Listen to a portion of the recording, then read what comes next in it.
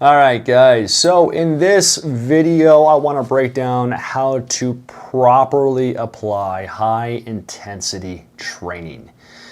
But more importantly, when to apply this depending on the stage of training where you're at. Okay, so we have two intensity models. We have a low to high intensity training model, and we have a high intensity training model. Now, just to be clear, this video is about intensity of effort and its application. I'm not going to cover set volume or frequency here. But as a side note, volume and frequency are moving targets. I've said this in the past. This means they are not static variables like many HIIT advocates want you to believe that they are. I've said it many times. I'll say it again 1,000 more times. HIIT is not a one-size-fits-all system because there's different ways to apply intensity, volume, and frequency. And these stimulus variables need to be adjusted depending on a host of factors. Okay? But in this video, we're going to dive into intensity and how it relates to these models. All right, so why listen to me? Here's the long, short story, although this could be the long story for a lot of y'all because you have the attention span of a goldfish.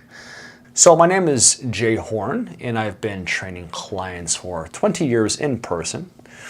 I've written books, I've published papers. This is the last paper that I published.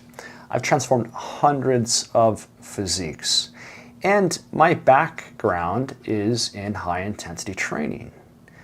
All right, so I have my own transformation that's credited to HIIT back in 2010, where I added roughly 15 to 20 pounds in 9 weeks.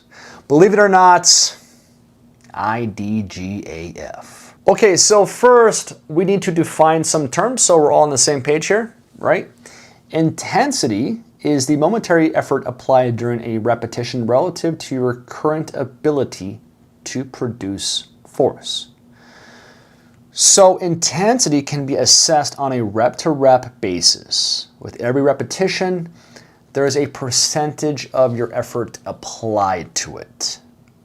Now I define, Jay Horn, okay, I define a high intensity repetition, not a set, okay, a repetition, when effort reaches roughly 80% output or more.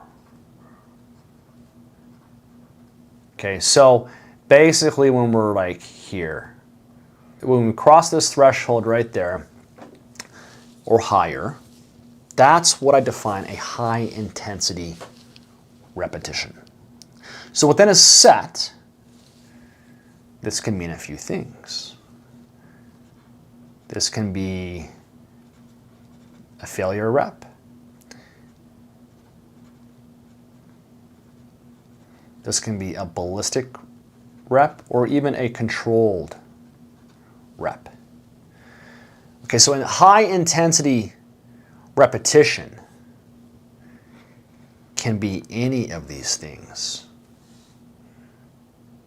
And that can be from rep 1 to 5 to 10 to failure. Okay, so yes, with every subsequent repetition you do, it does become harder. This increases effort. So effort percentage increases with every rep that you do, right? Okay. So that means your output gets closer and closer to 100% output as you approach muscular failure. But just so we all understand, a high intensity repetition is going to be between 80% to 100% effort output. Okay?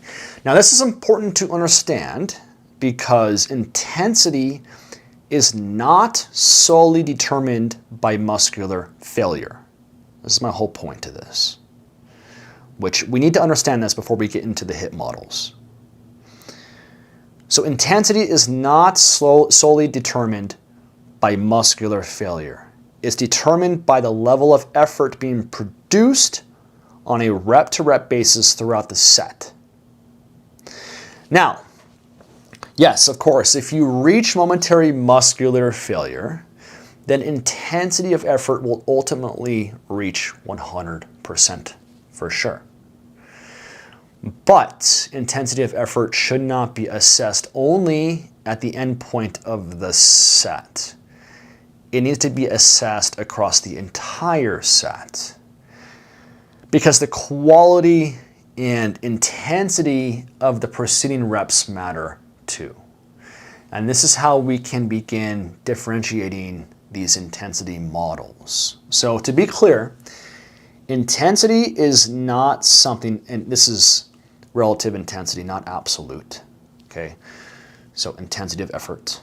Intensity of effort is not something that suddenly appears out of nowhere on the final repetition. Each repetition has a corresponding effort output, and that effort progressively increases with each repetition performed. Now, we need to define muscular failure, of course. So this is the inability to complete a full concentric repetition despite providing maximal effort.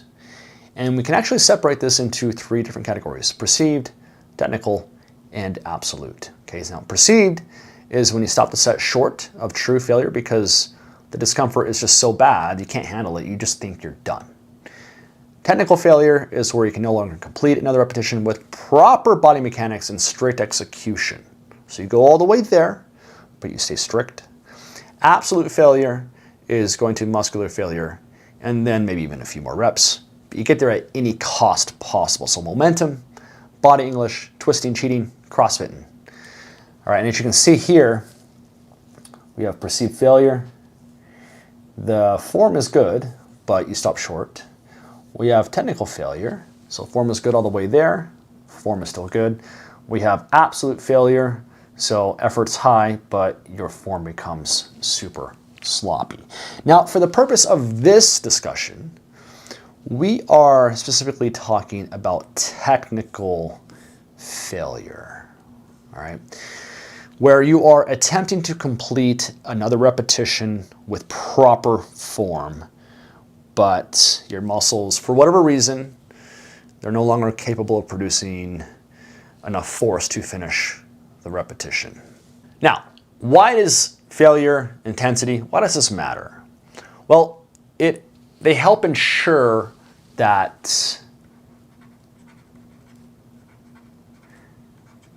maximum motor unit recruitment happens, right? We want to maximize motor unit recruitment, but also we want to expose them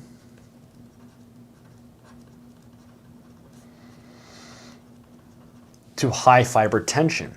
Because you guys, recruitment alone is not enough. Once a motor unit is recruited, the muscle fibers that are connected to that motor unit, they also must be subjected to a sufficient mechanical strain.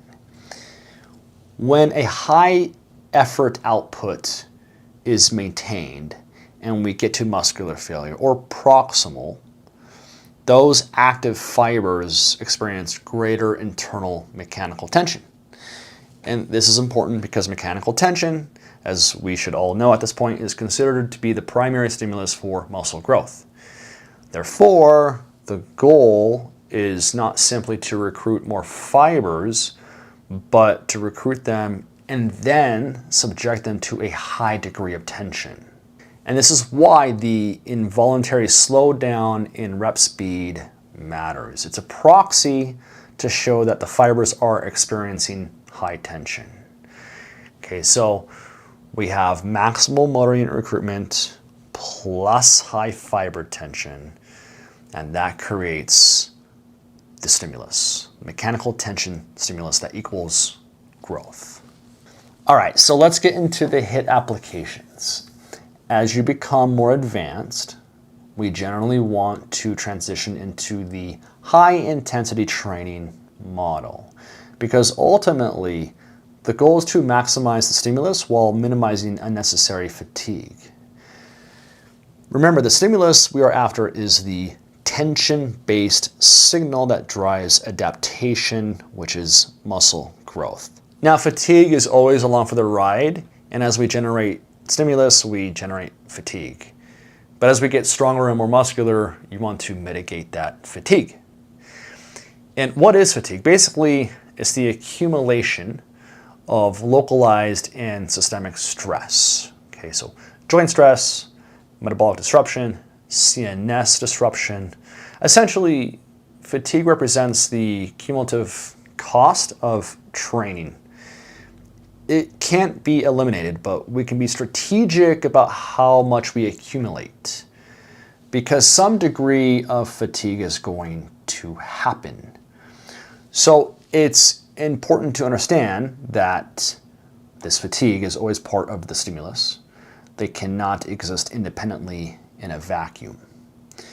This means that the goal is to try to maximize stimulus while reducing fatigue as much as possible. And this is essentially why we want to move away from the fatigue model, okay?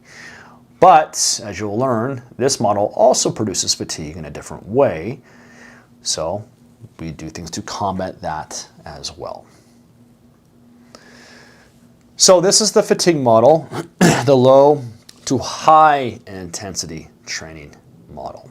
So if you're in the beginner stages, if you're a novice, you're brand new, this is the model I actually recommend that you start with.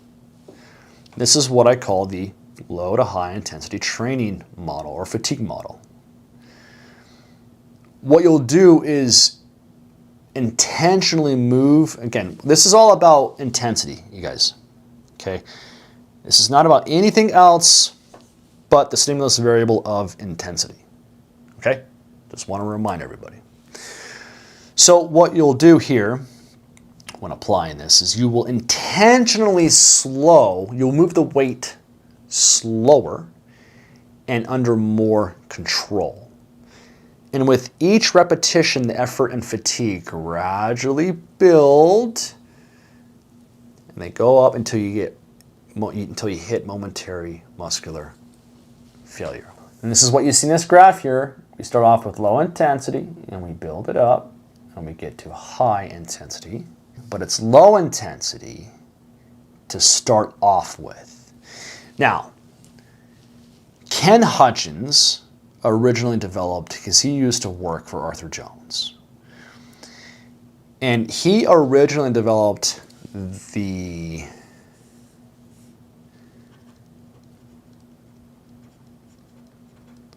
super slow model during the osteoporosis study, the Nautilus osteoporosis study. The purpose was to reduce momentum for safety and rehabilitation purposes. It wasn't designed to maximize muscle growth. So the concept I'm borrowing here is basically the reduction of excessive momentum and the maintenance of muscular control throughout the repetition.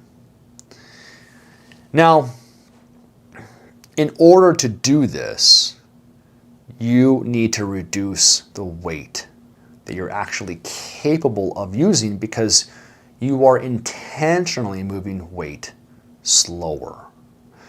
Okay? And this is why the effort percentage is lower. It starts off lower. Since the external load is now lower relative to your true capability, mechanical tension per repetition is also reduced. But that's okay as a novice, as long as you make this progressive over time with load, progressive load. And if you go to momentary muscular failure, it's fine. Because honestly, right now, the primary goal as a beginner, it's not to load it up and see how strong you are and start off heavier. The goal is skill acquisition. It's learning how to control repetitions. It's learning how to produce effort. It's learning how to reach muscular failure safely and learning how to keep the tension directed into the targeted muscles that you're trying to work. Okay.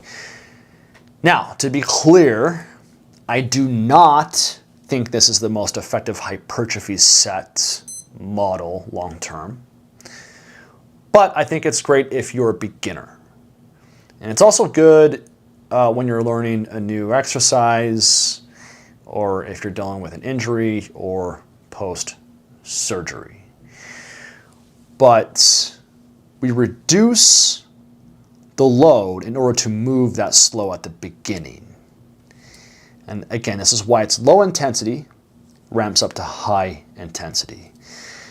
Now, going back to super slow, with Ken Hutchins, he would do a 10-10 tempo, positive, negative. I'm not saying go that slow, okay? So we're not going to go that slow, all right? But we'll get more into that here in a minute. So this is why most beginners should train to failure. Going back to the perceived versus true limit failure. With most beginners, muscular failure becomes a problem because it's actually very difficult to get a novice lifter to reach true limit muscular failure. And this is why I say that they need to reach failure on every set. Part of the problem is that failure becomes somewhat qualitative and individualized from person to person. Muscular failure is often discussed as if it's a clearly defined endpoint. But the reality is that its interpretation can vary significantly between person to person. One lifter may terminate a set at the first sign of discomfort, while another may continue until no further repetitions can be completed. What I've noticed is that the accuracy of determining true limit failure within a set varies greatly depending on training experience. And there was actually a study showing that inexperienced lifters can underestimate true failure by roughly 4 to 5 repetitions, while experienced lifters are generally able to get much closer to their actual limits. So just kind of how we have this in this graph, right? So inexperienced lifters, beginners, and I've seen this, okay? Because most of who I train are beginners and intermediates. So I've seen this a lot, and I was noticing this before that study even came out. It's true, you guys. And this doesn't apply to every single person. Because some beginners, it just clicks, right? But typically it's not the case. I mean, the more experienced you are, the better you get. The better you get at tolerating discomfort, maintaining body mechanics when it gets hard, producing force under strain, and recognizing what true muscular failure actually feels like. And I'll say it over and over, this is one big reason why beginners need more than one set. Okay, but it's not the focal point of this video, so we're not going to go into volume. So yeah, I do think the low-high intensity training approach can absolutely build muscle, and beginners should use it. You'll just need a multiple set protocol to go with it. Now, with that said, this fatigue model does have some limitations, and I want to highlight them so you understand the trade-offs. First, it limits the amount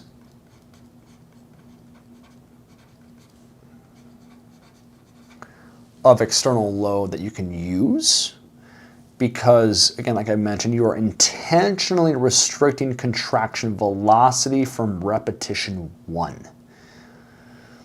I mentioned this earlier, but it's important to address it again.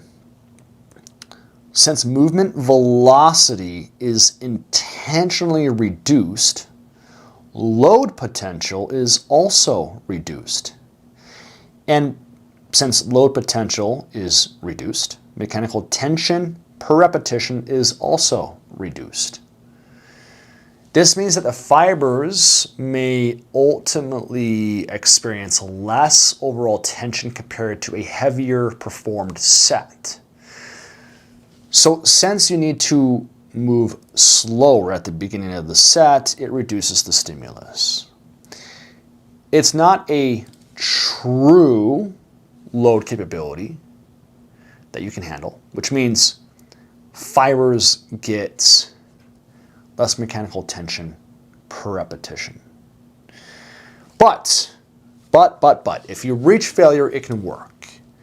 It's just not as efficient because the muscle isn't fully challenged until you're already exhausted. And this is why I call it the fatigue model.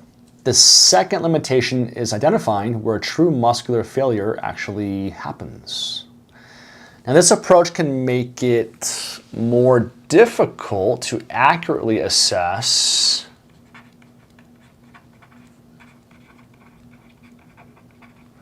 the failure spectrum.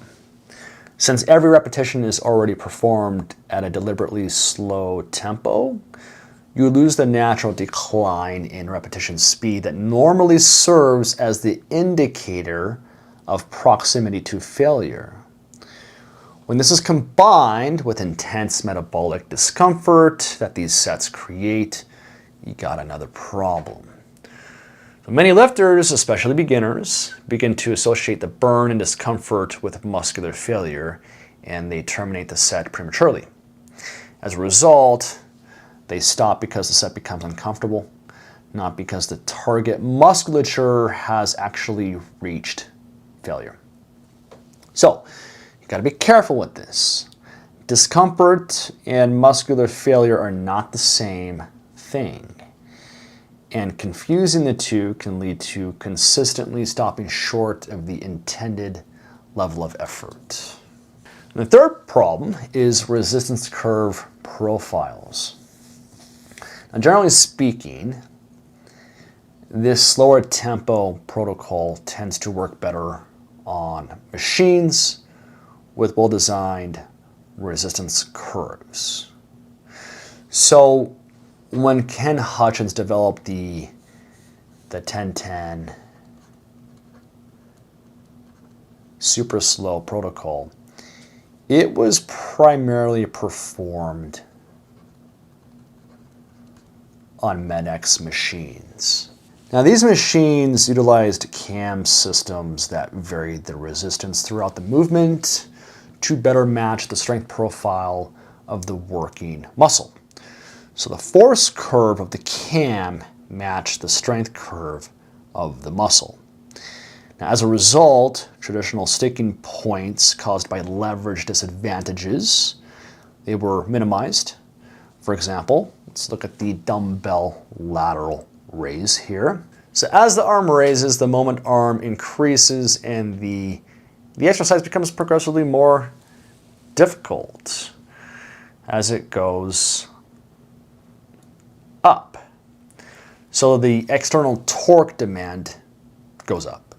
At the same time, the deltoid shortens and its force-producing capacity declines. So this creates a mismatch between the resistance curve and the muscle's strength curve, which results in a sticking point. But on a properly designed Med-X or Nautilus machine, that resistance profile can be manipulated to better accommodate the changing strength capability of the muscle throughout the range of motion through that movement. Now, because of this, a lifter could continue producing force at an extremely slow speed and still reach true muscular failure without being prematurely limited by this unfavorable leverage position, right? Because usually with the dumbbell side raise, if you move very, very slow, you're not going to get it past that sticking point. And you see this a lot with these HIIT guys. I've seen it recently. They'll do these dumbbell side raises at a very slow tempo or cadence, and that's about where they fail, is the sticking point. And it's like, well, did your muscle fail? Right? So this is one reason why the super slow protocol was more practical on specialized machines. It's not practical on conventional free weight movements. Not to mention, these machines have very little friction, which also helps get past sticking points.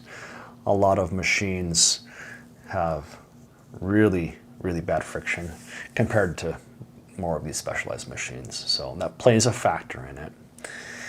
Fortunately, I don't advise a 10-10 tempo though. So some of this can be mitigated, like I was saying, by simply moving faster, right? So in something like this, without a specialized machine, you wouldn't go super slow, or else you'll never get past the sticking point, and true failure doesn't occur with the muscle. It occurs because there's a leverage disadvantage, right? So you want to get past that sticking point. I'm not saying, CrossFit your reps. That's not what I'm saying. Just keep in mind, with exercises like free weights or poorly designed machines, the slower you move, the more you're at risk of reaching failure due to a sticking point versus actual tissue failure. So basically, the set may terminate not because the target muscles can no longer produce sufficient force, but because you have this unfavorable leverage position that prevents further movement. So as a result, what appears to be muscular failure may actually be a mechanical limitation imposed by the exercise itself and the speed, of course. So in some cases, it becomes difficult to determine whether failure was truly muscular or simply biomechanical. Now, if you are in the intermediate or advanced stages of development, I generally recommend the classic high-intensity training model, originally popularized by Arthur Jones. So again, we're going back to intensity. We're not talking about frequency, we're not talking about volume. We are talking about intensity, okay? So, the first concept that I want to discuss that is actually outlined in the Nautilus bulletins, number 1, is you want to attempt to move the weight as fast as possible while maintaining proper form and safety. The goal is not to move slowly on purpose. The goal is to produce as much force as possible, but the load is heavy enough that the repetitions are not ballistic. So this falls roughly in that 80% effort output that I was speaking to earlier, okay? And the second concept that I want to discuss, and this is actually found in the Nautilus bulletins number 2, is you need to control the early repetitions, but as it gets harder, you continue to apply greater speed. So as the effort increases, you try to move faster as it gets harder. So unlike super slow training, there is no intentional, that's the operative word, intentional. There's no intentional slowing of the repetition speed. In fact, in the classic Nautilus bulletins, Arthur Jones did not prescribe deliberately slow tempos. In fact, there's no tempos in there. That actually came later through Ken Hutchins. Instead, every repetition should be performed with maximum intent while maintaining proper exercise execution. So this is the distinction between the two models. A true high intensity set is between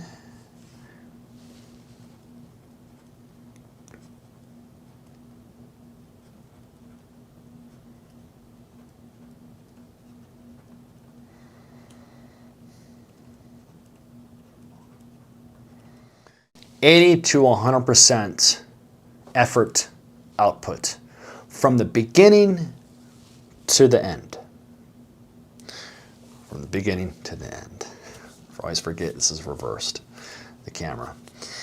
This means that load must be heavy enough so it's not ballistic. That's not what I'm talking about.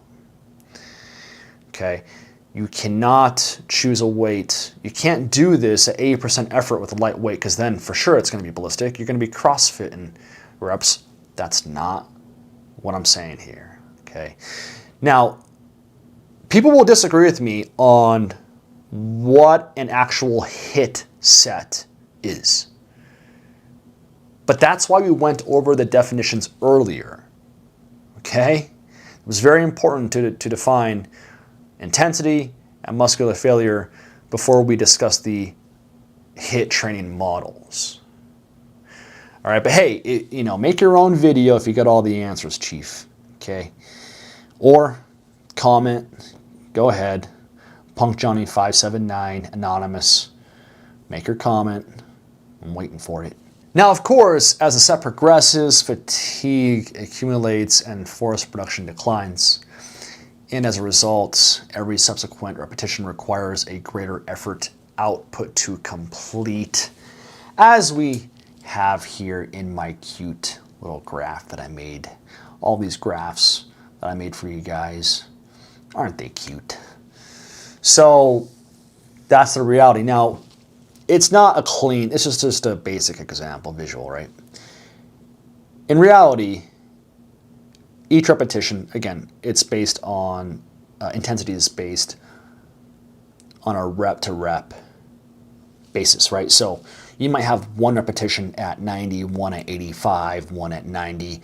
It's kind of a fluctuating, performance, if you will, all the way to failure. Of course, when it gets harder and harder and harder, you reach closer to 100, but it's not this just nice, smooth, linear line going up. Each repetition will have a different output of intensity, is what I'm saying. Okay, but as it gets closer and closer to muscular failure, where obviously you cannot reach 12, right? So these last few reps are going to be the slowest. They're the most intense, despite trying to move it as fast as possible. So you're trying to move it as fast as possible, but it's not going anywhere. Think of it as like a power lifter doing a one repetition max, right? They're trying to move that weight as fast as possible. Of course they are. You think they're doing a 10-10? You think they're trying to intentionally move it slow? They're not doing a super slow protocol on that heavy ass weight. Of course not. They're trying to move it as fast as possible. But what do we visually see? It moves very slow, right? So that's the concept here, okay? But it doesn't come without its own limitations, okay? It's a great model for muscle growth, and you should transition into it if you're an intermediate or advanced lifter, but it has a trade-off. At this stage of strength and muscularity, training to failure all the time, it maximizes your fatigue. And as natural lifters, we are ultimately limited by our own ability to recover, essentially. So for that reason, some sets taken to failure can be beneficial, but taking every set to failure it's unnecessary, and it could compromise recovery, performance, and long-term progression. So the goal is to maximize adaptation, not fatigue. Remember, your reps are at 80 to 100% output. The reps and set itself causes a lot of stress. It's a higher intensity set purely from the rep intensity. Remember, rep to rep. Not to mention you're more muscular at this stage, right? You're stronger, you're more muscular. So you're handling heavier loads. You should be, as a natural. That's how you get bigger. This causes more localized and systemic stress to the system. And then you add muscular failure on top of it. Well, it's a scenario that can cause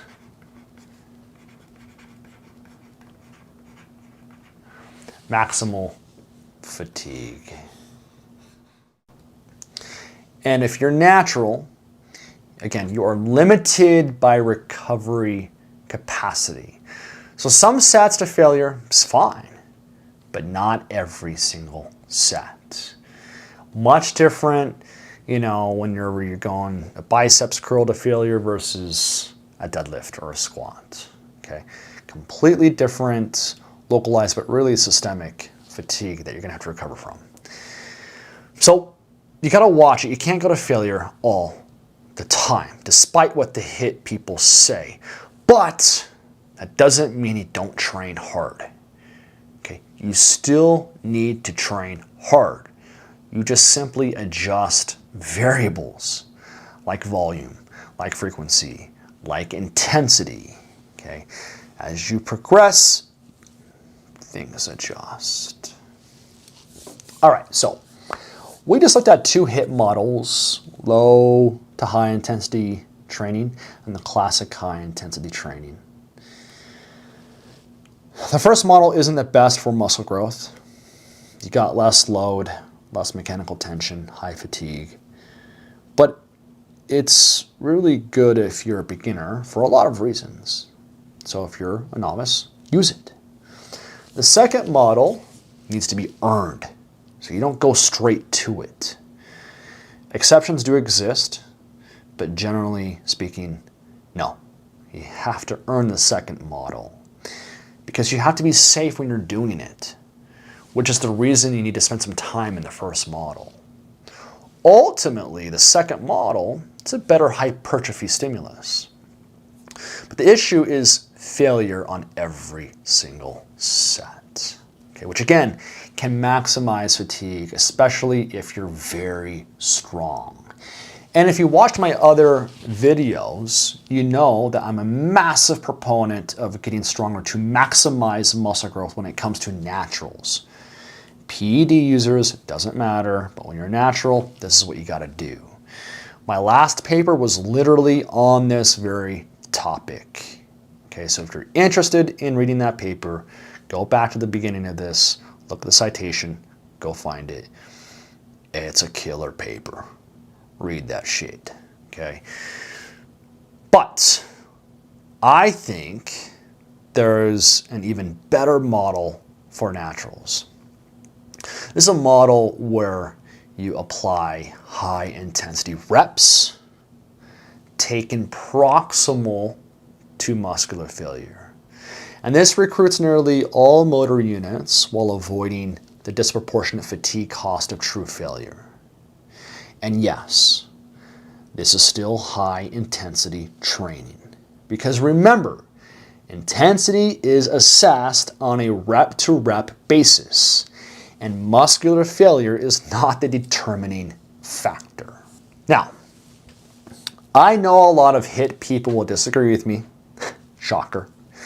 Many of them will argue that the low to high intensity training model is true HIIT, while claiming that a high intensity training model taken only to proximal failure is not HIIT. Well, I disagree.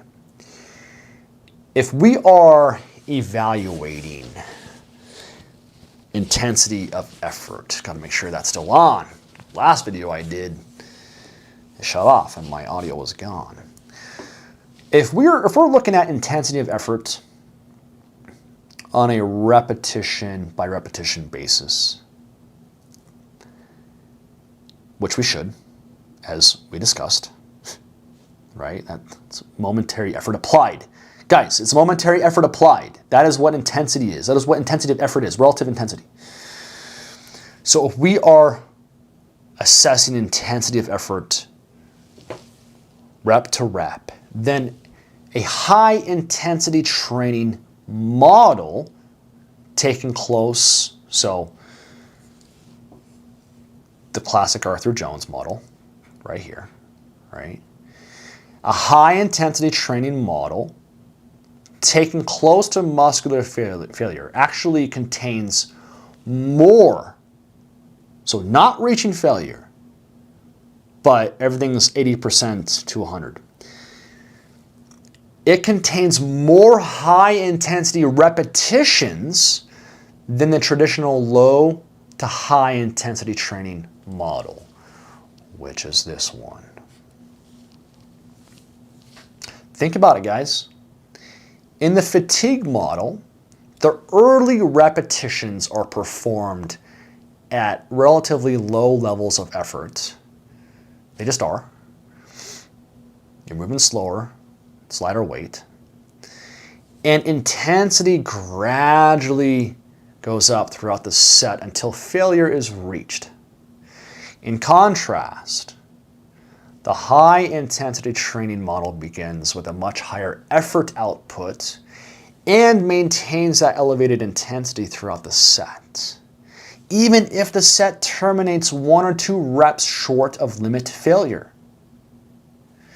So while the set may not end in failure, a larger percentage of the repetitions are performed at a high intensity effort output. And that's actually how I teach HIIT.